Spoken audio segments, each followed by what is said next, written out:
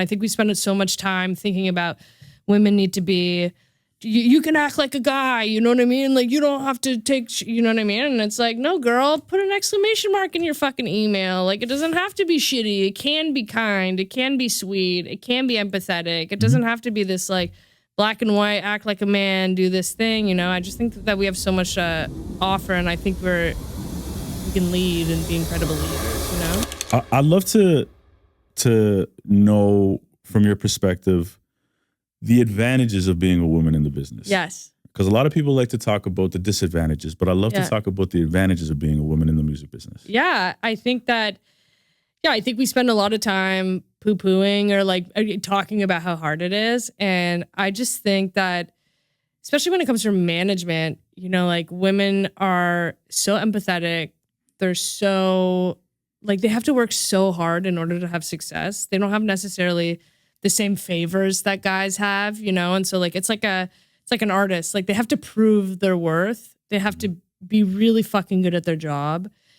And they're extremely empathetic. They're collaborative. Like, women are incredibly collaborative. Like, I just think that there's something so special, especially when it comes to working with artists, that women can provide, I don't know, something nurturing to help them kind of like guide their path in an industry that's unbelievably hard and unbelievably ruthless. And I think we spend so much time thinking about women need to be, you can act like a guy, you know what I mean? Like, you don't have to take, you know what I mean? And it's like, no, girl, put an exclamation mark in your fucking email. Like, it doesn't have to be shitty. It can be kind. It can be sweet. It can be empathetic. It doesn't have to be this like black and white, act like a man, do this thing. You know, I just think that we have so much to offer, and I think we can lead and be incredible leaders, you know? Have you ever come across people trying to make you change how you would approach management or even the A&R? I've had like a lot of, like, especially when I was younger, like a lot of passing comments, you know what I mean? Like your male clients will take you seriously when you're older, you know, like just like this weird shit. Yeah. Like I think it's just like it's more that people look past you. Do you know what I mean? They don't expect you to be able to do it. And then when you do it, it's almost like by surprise. But because of that, I do think we have to work harder and we have to work smarter, and hiring women that have had to do that is just going to put you at so much more of an advantage, you know? My team is all women, basically. Hell yeah. Yeah, and to your point, I find that women are more collaborative as well. I always kind of find that just annoying as shit. Like, I'm not here trying to prove that I'm smarter than you. No. I don't need to. What's the best idea? What's the best idea? Yes, exactly. You know? Yeah. Let the best idea win. Exactly. It's not like if I'm going to present an idea, I come up against this a lot over my career, and it'll be like, you know, you're presenting ideas and you're excited about it, but then you always have that one dude in the room that just like needs to insert their opinion because they feel like they can make it better. It's like, and then it kind of changes the direction of the conversation. We're like, we were doing so well. We're all on this path. Well, yeah. And I find that, you know, my number 2 is Erica. Yeah. And I just hired another person. Her name is Mel. Fire. They're amazing. They're collaborative. I give ideas. They give feedback. Yeah. They bring ideas to the table as well. But it's like we're all in it together, just working, and it's amazing. I find it.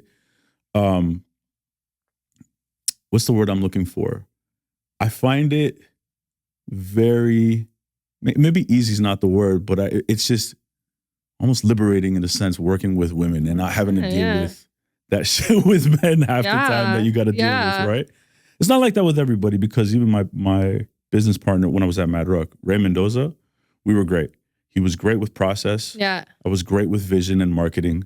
Yeah. And you're perfect. Rarely argued. Yeah. You know, hard to find though. Yeah. Especially in this hard music to find. business. Yeah. And you have to be collaborative. You know what I mean? You have to work. You have to work together. And this idea of like, especially now that there's no gatekeepers. Yeah. Because everything's driven by data. Everything's driven by TikTok. Like, you have to be able to work with people. Yeah. And it's like, for me personally, being a manager isn't about being mean and being no shutting doors on people. Being a manager is about being the easiest person to work with, because the moment someone has an opportunity, and if the moment the beaches aren't on a high anymore and someone has an opportunity, Are they going to go, I'm going to give it to this person who maybe has a hot act, but their manager is really shit to deal with. Or I'm just going to fucking call Laurie because she'll just say yes and get it done. And that to me is more important in today's market than it is to be like this, like, no, we will not be doing this. And yes, give us more money. It's just like, no, be a great partner and people are going to want to do shit with you. And you need that when you're not having the momentum. What else is important for an artist manager these days? What is important for artist management? I mean, it's just relationships are really important. I think being patient. If you're a young manager, just be patient. Do the work. You know. What does that look like? Being patient. I think it's like, and maybe this is just me personally, but like when I wasn't having the success that my peers were having, I was really angry. Like I just was like jealous, envious, angry. I was comparing a lot. And I think we do that a lot in the music industry. Rob you of your joys if you do that. And I think that, I think you can get lost in that. You can get lost in the comparison, who's getting invited to what party, who's doing what, why aren't I invited to that party? What's that like? Yeah. And I think especially with social media. And I think putting your head down and doing work and driving results for your client is what's going to open every door for you. And that takes time. You have to learn it. You have to learn your craft. You have to learn how to manage musicians, what to do, what not to do, when to say no. Like at the beginning, I struggled saying no a lot of the time.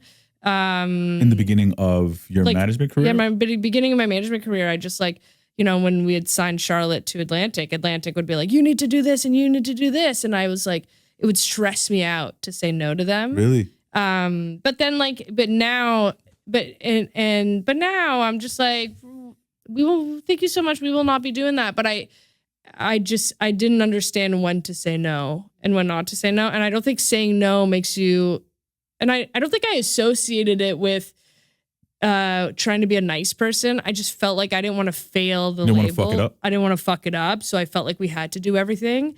And then it gets to a point that like something switches and they're like, no, I've done this 18 times and it didn't fucking do anything. So it's like, we don't need to do it this time. Yeah. And so it's like learning those things. And so like, you have to learn how to manage. You have to make 300,000 mistakes. You have to meet people. You have to have moments of success, moments of failure.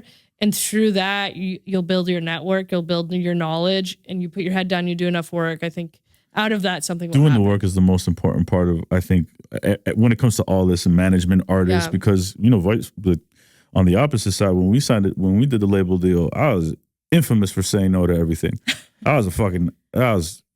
Jesus.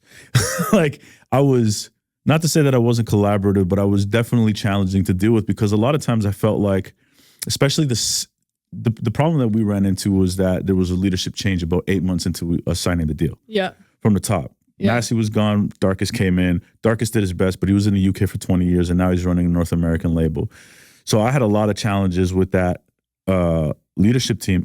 I love Darkus. Yeah. Great dude. But there was so many significant changes that it kind of felt like there was a lot of cooks in the kitchen. Yeah. And so there was a lot of me fighting and saying no, no, no, no, no. But see, I came from label, whereas you came from entrepreneur. Right. You know? So like I came. Oh, yeah. Okay. So like I came from the other side, but like managers are horrible. They're saying no to everything. So I was like, I never want to be that manager. I never want to close those doors. I want to be the manager that says yes and does everything, because at the time you're kind of like brainwashed into thinking that the label is like, the label's number one. The reason why everything is everything is because of the label. And especially when I'm like 21 and this is my purpose in life, like I really thought everything at the label was the right thing and the only place you could have success.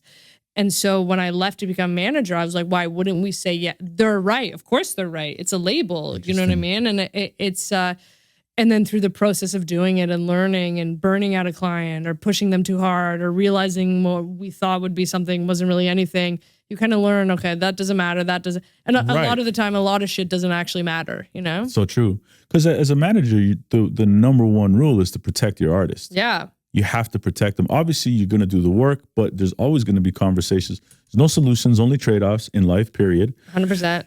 But, you know, then when the label will come and they'll say, can you just go and take the flight? It's only a 4-hour drive. It's like, brother, listen, like, this person is tired. It is too much right now. How about a day? Yeah. And they call you again and they push it. And at that point, that's when you're fighting. You're like, I've already told you no politely a couple of ways. How else do you want me to tell you? And I'm 26, and they would like bully, like they like bully you a little bit. The American managers at the time, they'd bully you into like almost doing it, and it was just like the American managers or the American labels. You know, if you were signed to a major in America, they'd be like, "Here's this little Canadian girl, 26. Like, no, you need to do this," and I'd be like stressed. But like Charlotte would be like, "Fuck, man, like I'm burnt out." They try that shit with us too. Yeah, no, but I don't think it would happen. Like now, it doesn't happen. You know what I mean? With the like, labels? Yeah, I bet you still does. But I think probably to like the younger kids that are like developing. They're not doing that to you. No, they're not doing it to me. Well, I mean, because you have like a lot of success, and you're right. At the end of the day, half of this shit doesn't matter that's being done. Half of it doesn't matter.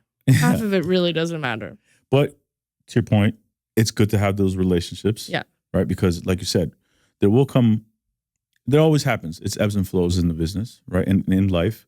One day you're really hot, one day you're not. But how do you keep that sustainability? It's the relationships and the networks that you build, right? If you're a great partner. You gotta be a good partner. Speaking of good partners, I noticed that you're distributing the next project through AWAL. Yeah. What made you go and do a partner up with AWAL and not do like a self-funded distributor or like an aggregator on TuneCore, CD Baby or something like that? Yeah, I love AWAL. It's so funny because Pete, before Blame My Ex came out, before any of the song came out, before Blame Brett even went viral, I'd already done business with AWAL for years and years and years when Chris Hardy was the head of AWAL Canada. He was amazing to work with and I loved it to death. And then Liz and Emily were there. And so like I just always did my clients through AWAL, but just like the 15%, take it off whenever you want.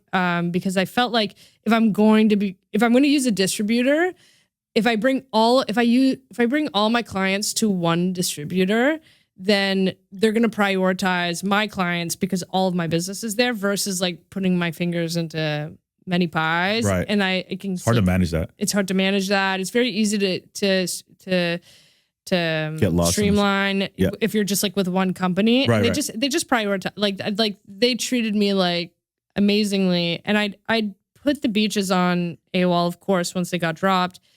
And Pete Pete comes up like a couple times a year and does the DSP meetings and is sitting in the meetings. And I think it was Pete and Lonnie came up to Toronto and it was like Pete, Lonnie, Liz, Emily. And the story of Blame Brett's hilarious because Jordan was dating the lead singer of Glorious Sons and his name's Brett. So it was about him. So it was like Canadian lore to like... It was like Canadian lore to like go into the Spotify and be like, oh my God, Jordan and Brett broke up. Jordan wrote this song about him. And then to play the songs like, don't blame me, blame Brett. And it like, you know, and Pete and Lonnie, like the first time they're hearing it, they're just like, they couldn't get over Blame Brett. Like they were fucking obsessed. Like Pete was like, I listened to that song 40 times when I got into my hotel room. Before it went viral. Before it went viral. So they knew, you know what I mean? Like he knew, he loved it. But like we had no leverage to make the type of deal that we wanted to build. Do you know what I mean? Like we had nothing. Like the girls had 200,000 monthly listeners. And the leverage wasn't there. So like they wanted to offer a deal, but the deal wasn't what I wanted in terms of like what I wanted to see in terms of a deal. And the belief, again, I had blind belief. I was like, this is going to be fucking huge. And I wasn't ready to make the deal. And they had offered. I said, I'm not ready to make the deal. Song goes viral. Same thing happens. Everyone comes knocking at the door. You have a meeting with everyone. And it's like, the album was done by then. You know, like we had finished the album, sent the album to everybody. And everybody, like the people, this is a tip for A&R people, listen to the album. Do you know what I mean? Because I would say 9 out of 10 people in the A&R meeting didn't know the other songs. They knew Blame Brett. You could tell. You know, I was like, memorize a fucking name title. Say it's your favorite. It's just like no one felt inspiring in those meetings. No one felt like they understood who the band was. It felt like they were chasing the virality of the song. Right. But meanwhile, here's fucking Pete listening to the song 50 times a day. And so it was just it was a super obvious choice. They came with an extremely competitive deal and they've been an amazing partner from day one. And the perfect partner was like, we build the strategy. We build, you know, like Pete A&Rs with me where we, you know, in the band, obviously A&Rs and, you know, like I'll send him songs. He chimes in, but he never gets in the way. He's not like, Nice. You can't release this or like, was it your reel? Is it your reel with the guy? It's like me arguing with the... Oh, yeah. Is that yours? Yeah. That was Leo, the comedian. the comedian. And then you put like...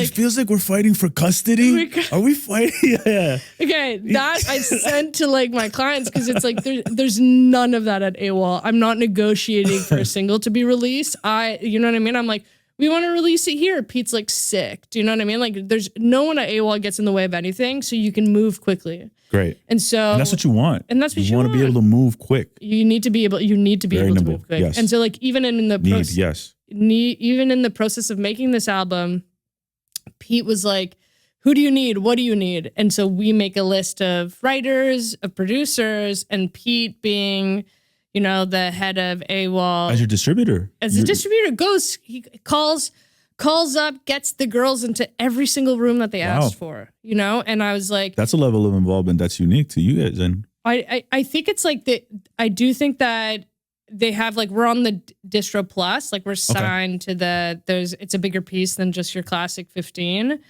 but their involvement. And I think once you do those deals and the deal goes from being a basic distro to like something that's more elevated, they get involved. Mm-hmm. And especially something like the Beaches, which like he's obviously obsessed with.